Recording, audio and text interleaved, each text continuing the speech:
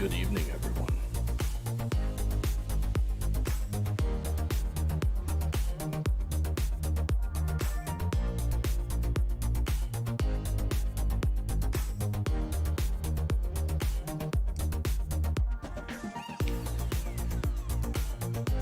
I trust everyone's doing good tonight.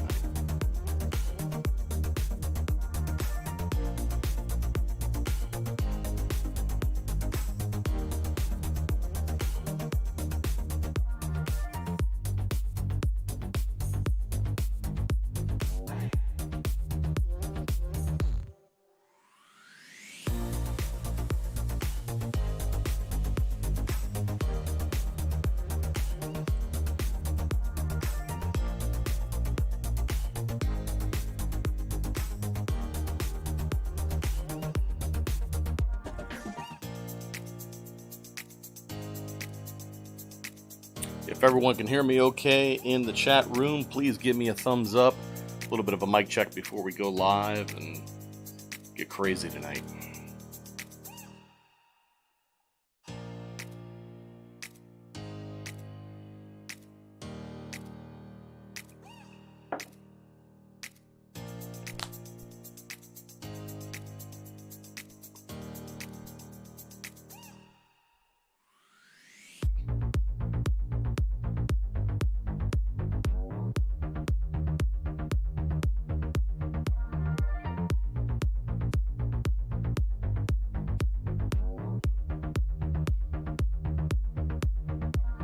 Beautiful.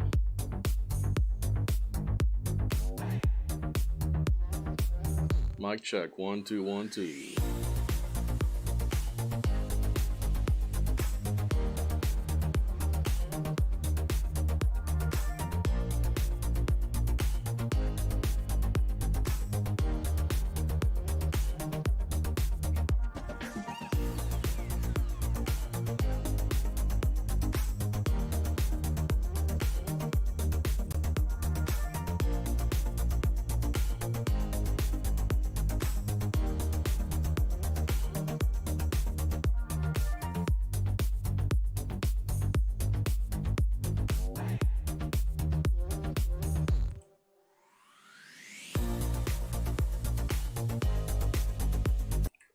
What is going on, everyone?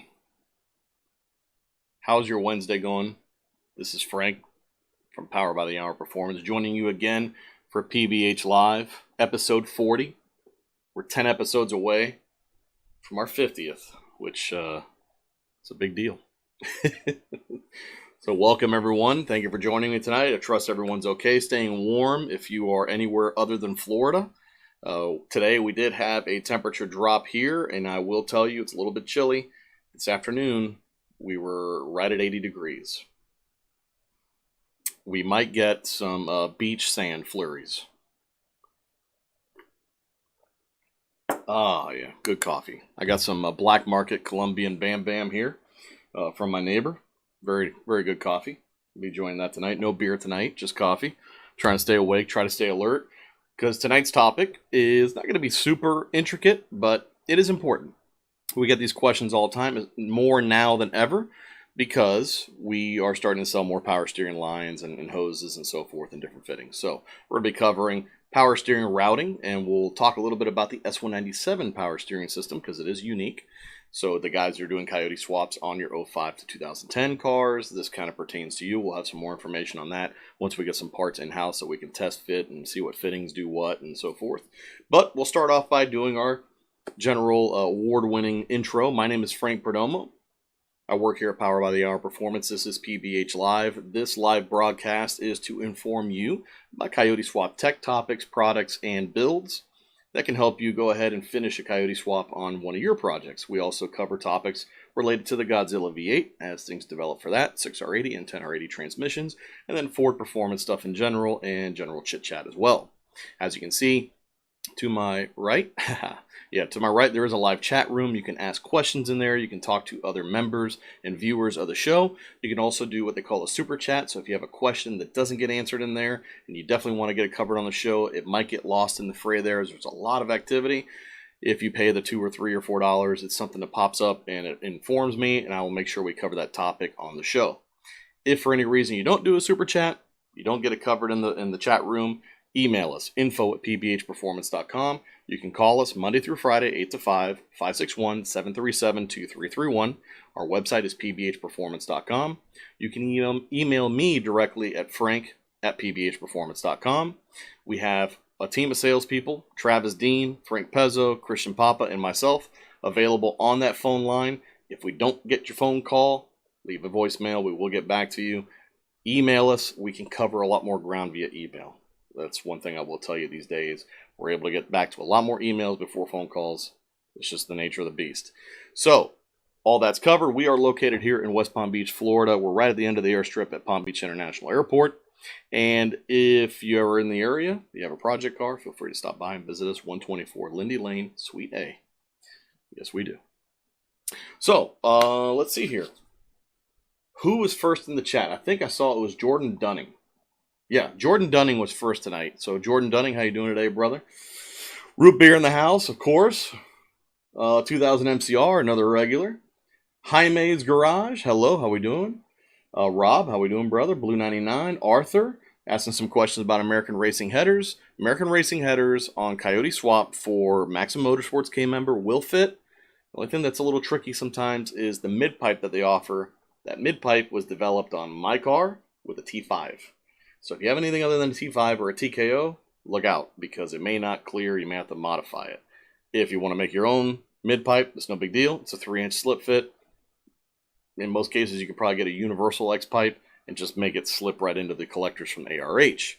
ARH, even though they're not BBK, Arthur, they still, even when things were good, were about 4 to 6 weeks out on headers. I haven't ordered a set of BBK headers, ARH headers in a while. They're usually not in stock, so I would expect long wait times of those as well. We did speak to BBK today. I think we might be becoming a dealer, and it sounds like they're coming back online with those headers soon. So either way, there will be a solution here shortly. Ultimate Headers is also another solution, but they're also about 6-8 weeks out currently. It may be sooner, but it does take a while to get stuff done right now. Headers, for some reason, can't really pinpoint why, whether it's supply or labor, but it's running behind, and especially now with all the snow and everything, most of these guys are in those areas. It's going to be even slower, and we can't even ship engines right now. So anyway, that's to answer some of your questions, Arthur. I saw you popping them in there. 2000 MCR just says Godzilla. And Jordan Dunning says it's a perfect topic tonight because he's about to route his power steering system. I'm glad we got you coincided there. We'll clear up some myths and misconceptions as far as the power steering. And all the power steering stuff we're going to be covering tonight encompasses the products that we offer as well. So you can use the products you see in the diagrams. You can buy them right from our catalog and apply them, or you can use something as an equivalent. So anyway. Let's see, Jason Friedberg, how we doing tonight, brother? Doug Fidelke. Yeah, I said it right. Fidelke. Andrew Hanlon, how we doing, brother? Talked to him last week about some transmission stuff. Might be working together with them on offering some transmission options for you guys. Donald Fuller, how we doing? He says hello from a cold and snowy Vermont. Hears me good. That's good, man. Hopefully my voice keeps you nice and warm tonight. I know it's tough out there. Troy Burr, give me a sound check. Gabe Sanders, how we doing, man? Let's see. We got plenty of guys and a lot of action here. Oscar! I know, Oscar, you've been trying to call me today. I have to get back to you tomorrow. Unfortunately, I wasn't able to get to too many phone calls today, so hang tight. Alfredo Diaz saying hello. Arthur says thank you. All right, so those are all the introductions as far as who's in the chat room right now. If you guys have not liked the video, please do that. Leave comments on the video. If you have any questions, that's another way you can get your questions answered. If you don't want to call or email us or do a super chat or do a chat or general chat, you can actually post a comment in this video and we'll answer it, especially if it's related to the topic that we cover in the video tonight. Subscribe, hit that notification bell. All those things are important. And let's see, Jaime's Garage says hello from Northern California. Hello from U.S., the west coast of the U.S. Yes. I don't know how you guys do it over there. Our Stage 3 joining as well. So, we'll start off by talking about some general stuff. We do usually do some PSAs. PSAs are public service announcements. Again, this week we had emails and questions about 2 PSAs that we regularly cover. So the first one I'll cover is going to be the clocking tool. If you have purchased a PBH speed drive, which is our power steering solution for the Coyote engines, and you've opted for the modular Ford power steering pump low profile bracket, you got a little red or green or white plastic dog tag looking thing. It's not a toy. It's not a chewing tablet. It's not something you throw away. It is a tool. That tool is used to reclock the what do you call it? The pilot hole for the tensioner on the driver's side, so that when you install everything, your tensioner isn't colliding with your power steering pump. What does it look like? It looks like this. This is it installed with the bolt that's supplied for the tensioner. You bolt it in. That little hole that's available there, you drill that sucker. Kind of like that. Once you do that and you reinstall your tensioner in the new hole, you'll be in business. You won't be calling me going, Frank, why are my pulleys touching? It's no good. Oh, you didn't use the tool. Oh, that red thing? Yeah, it's not a freebie. I mean, you can use it as a fashion statement.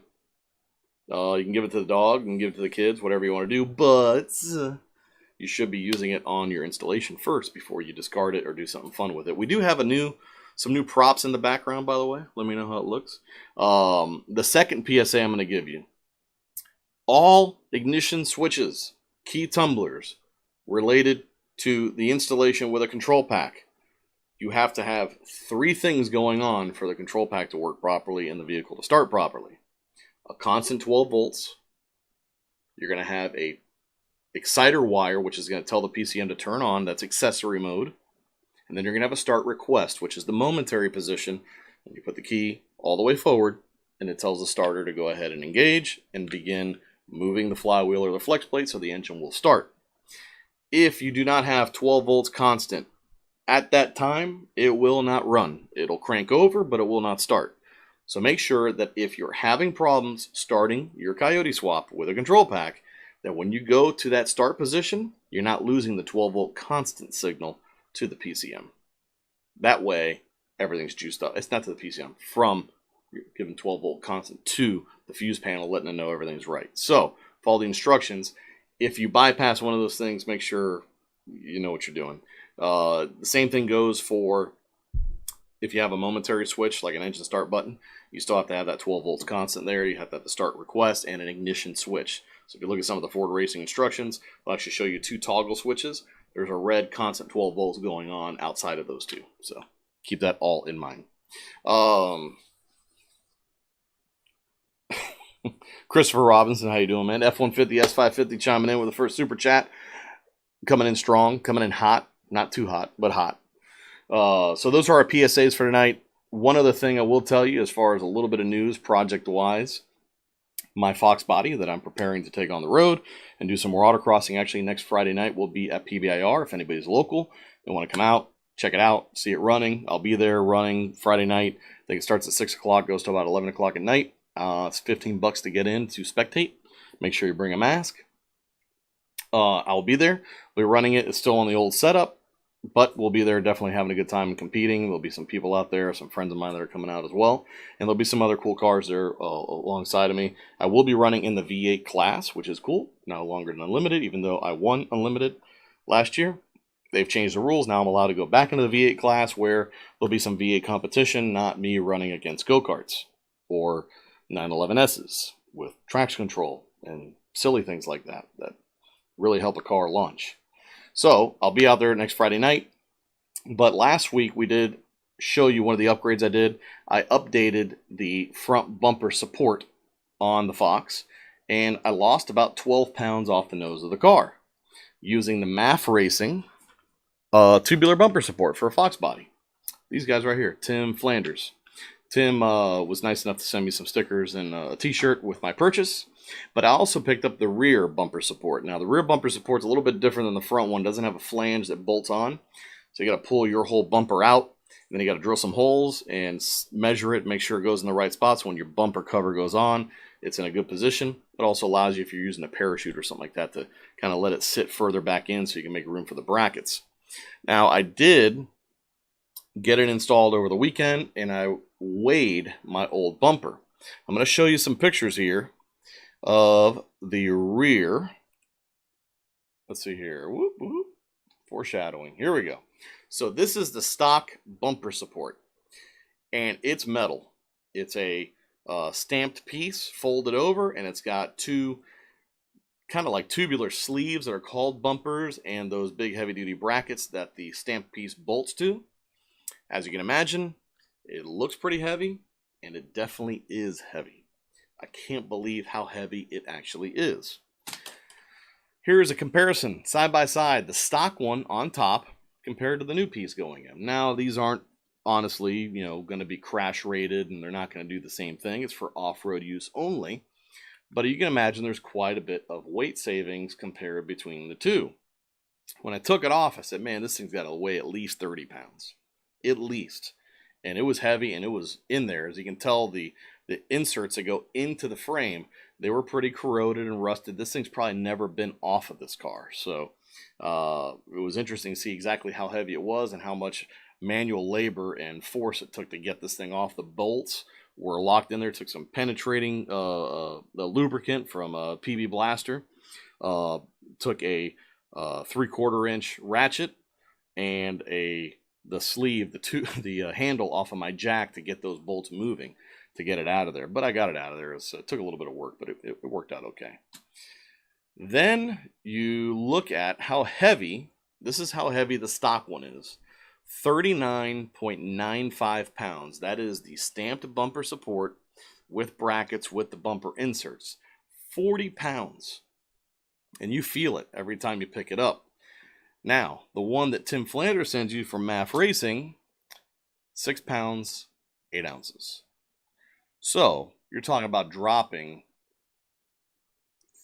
33.2 pounds off the ass end of the car, and I saved 12 pounds on the nose of the car. So we're talking about 45 pounds off the car front and rear for off-road use only, for someone who's looking for every little advantage. And then I got it installed. Reused the factory hardware, measured it, drilled the holes, 1/2-inch holes on each side, nice and even. I gave them a little bit of extra room so it wouldn't fight me on the way in. But this is what you end up looking like. And then the bumper cover just slides right back on and goes on with all the factory hardware, and then you're back in business. So it came out really nice. The bumper support's right on the inside of the fiberglass rear bumper I have. It's a Cobra rear bumper. I'm waiting to finish priming my front air dam, which we painted. I wet sanded it this Sunday. We're going to put another coat on it and wet sand it again, and it'll be ready to go. I got a call from our wrap installer, which is Chuck at CRD Wraps here locally in Wellington. And we're talking about colors. I think we got some stuff figured out, kind of both agree on a direction to go. And he's told